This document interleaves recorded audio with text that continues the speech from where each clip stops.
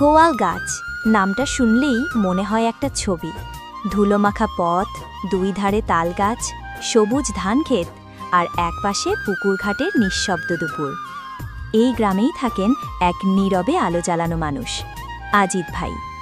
তাকে আপনি ফেসবুকে পাবেন না, ইউটিউবেও না, কারণ তিনি অনলাইনে নন, অফলাইনে মানুষ। তার জগৎটা স্ক্রিনে নয়, বরং মিশে আছে এই গ্রামের মাটি আর মানুষের গল্পে। স্বপ্ন দেই না, গরু দেই। এই গ্রামে সবাই কিছু না কিছু হতে চায়। কেউ শহরে যাবে, কেউ বিদেশে, কেউ দোকান তুলবে বাজারের মাথায়। তবে আজিদ ভাই আলাদা। যখন তাকে স্বপ্নের কথা জিজ্ঞেস করা হয়, তিনি মুচকি হেসে বলেন, আমি যেমন আছি তেমনই ভালো আছি। আমি স্বপ্ন দিই না, গরু দেই। এই কথাটা শুনে সবাই অবাক হয়, হাসে, আবার ভাবে, কারণ এটাতেই লুকিয়ে আছে আজিদ ভাইয়ের জীবনের আসল মানে।